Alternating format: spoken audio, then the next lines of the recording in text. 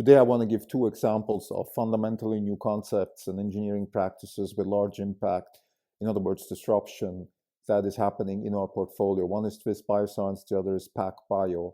And in particular, I want to talk about the specific businesses that these companies are developing and how they are a really nice fit into Clayton Christensen's framework of disruption and how we believe we can generate wealth with those investments. This is the Not Even Wrong podcast. It's February 11, 2021. This is Krim Delko. For the day, the fund is up 1.4%. The market is up roughly 20 basis points. For the year, we're up 20.7%. The market is up 4.2%. We're outperforming by 16.5%. So let's start with PacBio. They had their earnings call yesterday and they announced a $900 million investment by SoftBank. The stock is up roughly 30% since then. For the year, the stock is up 100%. It's our best performer actually in terms of stock, not in terms of contribution. Tesla is better than that, but in terms of performance, the stock has done extremely well. I want to give a little history of our PacBio investment, and I think because it illustrates really well our mission as a fund to generate wealth by investing in fundamentally new concepts and engineering practices with large impact. So we started investing in PacBio about a year ago in conjunction with Illumina. And to keep it short, the genomic sequencing market is dominated by Illumina, and Illumina has what's called short sequencing technology. So they take short sequences of DNA and they're able to use those short sequences of DNA to read the genome. The PacBio technology is long sequence reading, and the way they do it is literally when the DNA splits and the enzymes start splitting the DNA and then making a new copy of the DNA, they start reading molecule after molecule of that open DNA that is ready to be copied, and they are able to read that in real time and give very accurate long reads. For a while, particularly when we invested in the company last year, there was this perception in the market that long reads are actually much better than short reads in terms of having them, but their accuracy was not very good and the costs were very high. So short reads were dominating the market, and Illumina was the clear market leader, still is, in the genomics space, in the genomics sequencing space. What happened is, even before our investment, Illumina wanted to buy Pacific Biosciences and basically bring that to the portfolio. And the deal didn't go through. The regulator said, no, you can't do this. I don't want to go into the discussion why it didn't happen. What matters for us is that the deal broke through, and we actually invested roughly just about after the deal broke through. Our thesis was that Pacific Bioscience as a company will survive. What happened in those days when the deal broke through was that the stock went from like 7 to 3, so it went down by 60% because the financials of the company were questionable.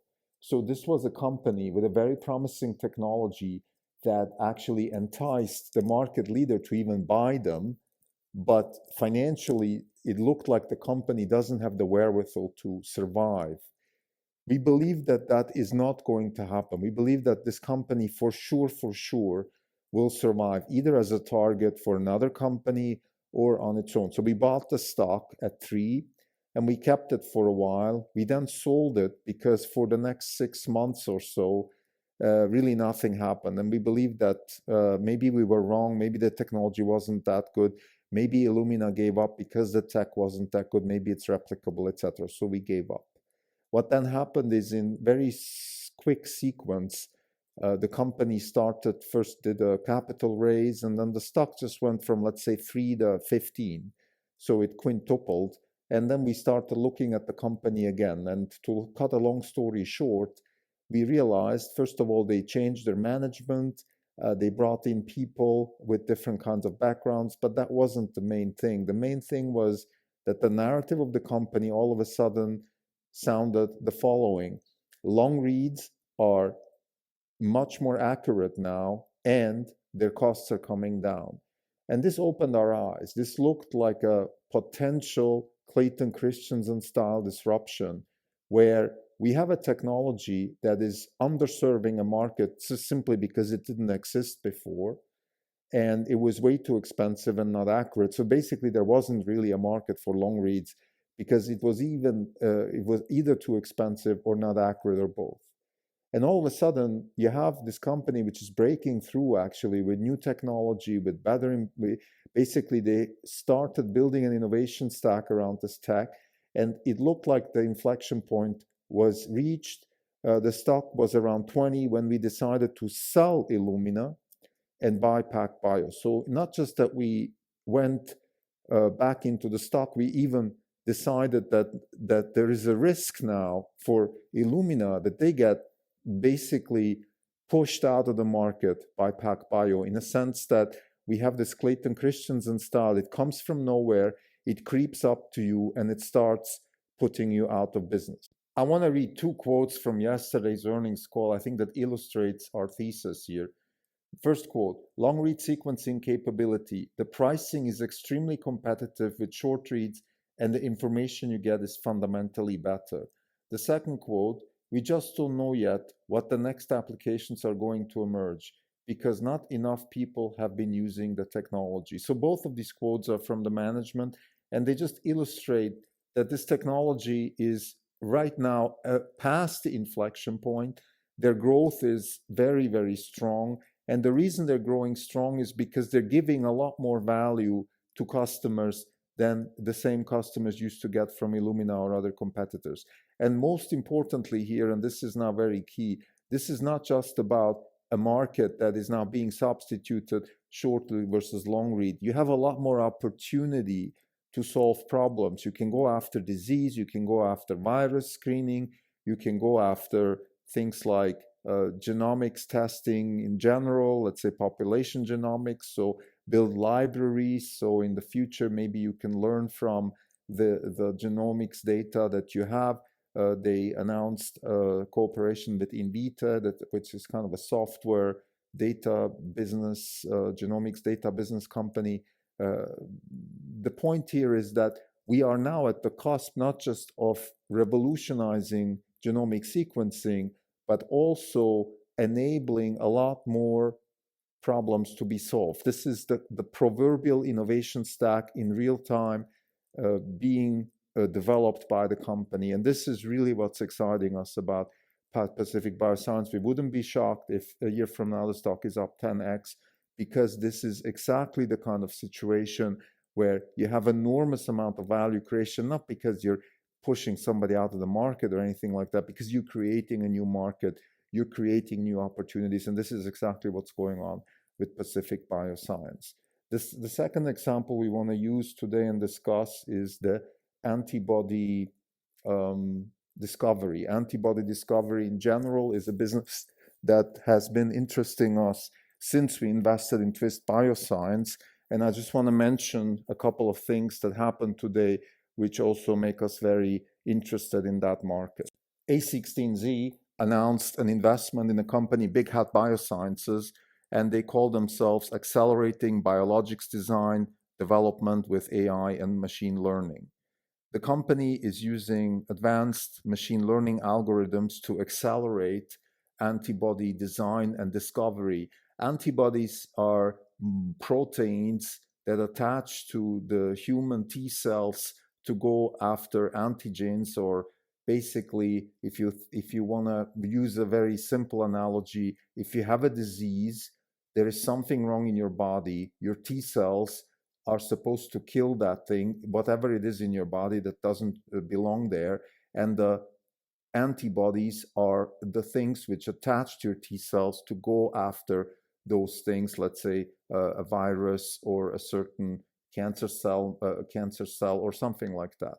And you can design antibodies that are in particular, have particular characteristics to go after particular diseases. And the research is going in a direction where instead of the try and error, hope for a miracle type, old school pharmaceutical type R&D, We are now in a much more high precision, high throughput, high iterative market where we constantly create antibodies, test them against potential diseases and see how they work.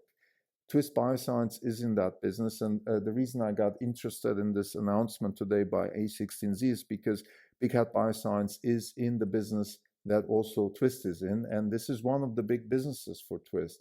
Twist has 4 businesses. One is synthetic DNA, one is next generation sequencing, and then the antibody discovery market and the DNA storage. So the antibody discovery market is a big deal for Twist because it's not just that they can help people discover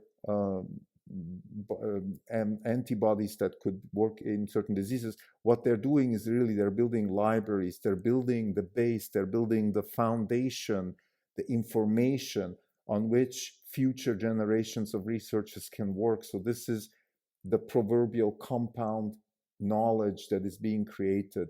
And a little bit also like Amazon, this is kind of like an API type situation where you're building a base like Amazon Web Services, and then people can plug in and use whatever information they need to go after, let's say, a certain disease using antibody design. Twist Bioscience is obviously offering the information, but also the actual synthetic bio that is needed to do the actual research or the actual work on the ground in the lab. So again, here with Twist Bioscience, very similar to PacBio, we believe that the company is first and foremost increasing efficacy and lowering costs by increasing volumes, developing technologies, or building an innovation stack to make this technology available. And what's really most exciting about this is a very typical Silicon Valley effect, which is once you have a certain platform, you enable all kinds of new applications. And we always underestimate the ability of applications. This is the proverbial YouTube example where when YouTube was started in the beginning, I think it was supposed to be some sort of dating app where people can introduce themselves. Nobody envisioned that education, for example, will become a big deal on YouTube.